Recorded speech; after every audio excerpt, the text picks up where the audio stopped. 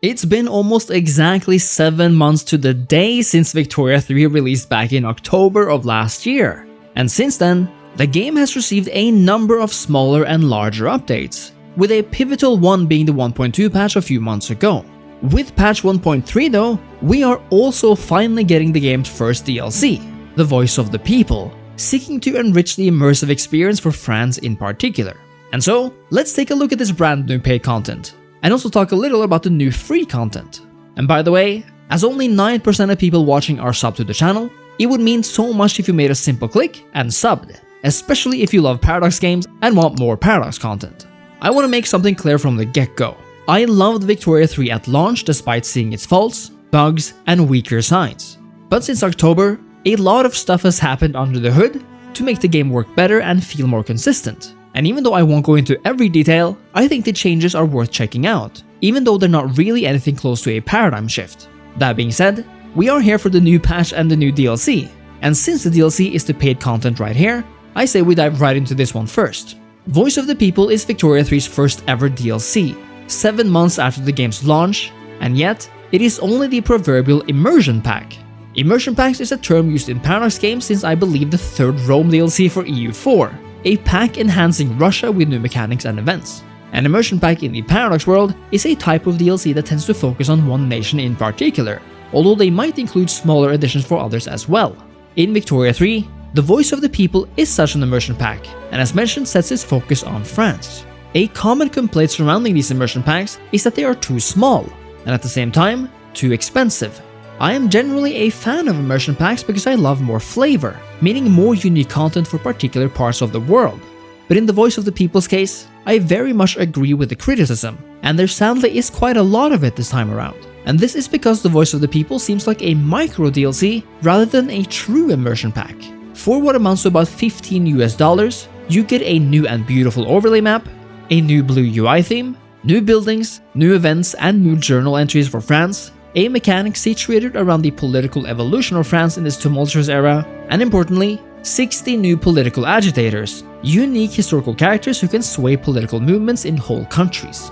Whether this sounds like a lot is up to you, and it is a matter of fact that Paradox DLCs don't necessarily include that many various new things. For example, the Fate of Iberia pack in CK3 brings the struggle mechanic as its main and biggest feature, including some new 3D models, events, and music. And even though it could have been more content-filled, it really changed the gameplay in that part of the world for a host of factions. Voice of the People seems tiny in comparison sadly, yet costs the same, which is not exactly what Victoria 3 needs at a moment when I'd really like to see a big expansion for entire regions.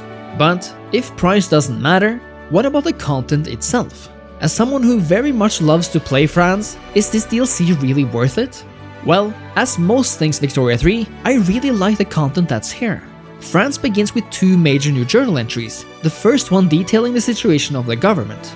France is in a struggle between 3 different monarchical rulers, with the notable Napoleon III being a main contender. Alternatively, you can always support a republic of sorts from the get-go. This opens up a new feature, namely one that allows us to sway neutral political actors to support our chosen path. A progress bar will then begin ticking, taking a few years to reach the top when the goal is reached. And in my case, the Napoleon Bonapartes are back on the throne.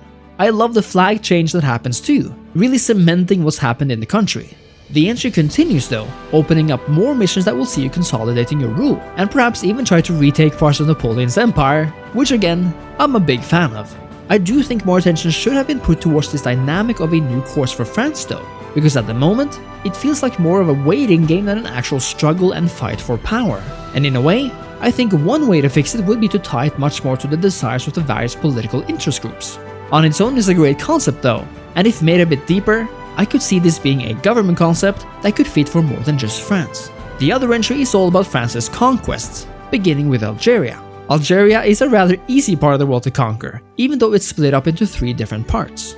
But the aftermath is perhaps the interesting part here, where various events let you decide the future of these lands as more or less integrated parts of France. And at least for me, this Algerian adventure is also a great way to see further incursions into North Africa. In terms of France, these are the most notable parts, and while welcomed, I wish there was even more here. Granted, we have various new events occurring, but even more would have been nice, like perhaps unique political parties, the option to have them using French names to go with the new French language themed overlay map, unique French government mechanics tied to the running of the country, akin to what we have in EU4, and so on.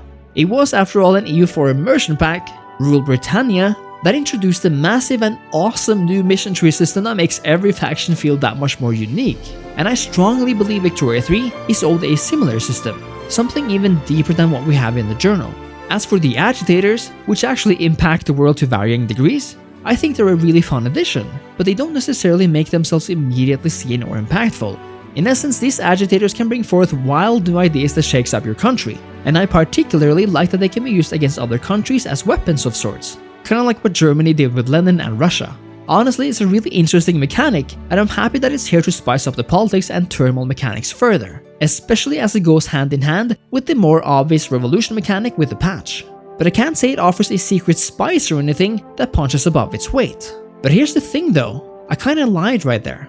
The Agitators mechanic as a whole is actually part of the major free update. What Voice of the People does is that it provides 60 historical Agitators, not the actual mechanic itself. And this, in my opinion, makes the DLC less worthy of that price tag. You see, the sad reality here is that while Voice of the People is good, I personally would not play France without it now, there just isn't enough here to warrant that price tag, which essentially amounts to almost 1/3 of the price of the full game itself. And I want to reiterate here, I am a Paradox player who loves immersion packs ever since 3rd Rome and Rule Britannia all those years ago. I'm the first to defend them because I love focused flavor. But sadly, this just doesn't feel like enough this time around. That's the Voice of the People DLC then, but the opposite goes for the free update. And here's the truth of the matter, even if all you own is the base game, it's never been a better time to play Vicky 3, because the updates have been meaningful and the patches quite many. But for this particular 1.3 patch, we have perhaps the most significant additions yet. My favorite fix in 1.3 concerns lawmaking. Prior to this patch, passing laws was perhaps the most underdeveloped part of Vicky 3 in my opinion, essentially boiling down to a game of chance that could take years and years to complete, without them having nothing to show for it. The concept of lawmaking was damn good, don't get me wrong, but the execution was sadly below par. Now though, lawmaking is drastically improved. Passing a law now has to go through phases, some involving debating, writing, and then voting on the actual law. This can be done up to 3 times before the vote fails, and so you actually have a neat section of time in which you can pass this thing. This makes lawmaking so much more fun and reliable, despite not always getting what you want, and makes it into an objectively better system, rather than having it be just another game mechanic. The other major mechanic is that of the Agitators, of course, who are there to mostly cause trouble, and the fact that we now have to struggle with, and can make other countries struggle with new political movements, is a cool feature. The fact that this new system is part of the free update is astonishing, honestly, and as much as I find the paid DLC to be overpriced, I find the free update to be very generous. It's a matter of fact, after all, that Paradox does significantly patch these games over time for free, and in Victoria 3's case, at least thus far, I'd say about 99% of the best content here comes entirely for free. I'd like to go into more depth about the free changes in Victoria 3 in another video, but for now, it's easy to state that Victoria 3 has never been better, and that with its completely free updates, are making humble, but gradually significant steps towards a much more polished and intuitive experience. While the Voice of the People DLC is fun if you love France, it is rather pricey for the content, so perhaps wait for a sale on that one if you're not agitating for a more unique France experience. Let me know your thoughts on Voice of the People and the 1.3 patch in the comments, and make sure to leave a like, a comment, and sub to the channel. Thank you so much for watching, and I'll see you next time. Cheers!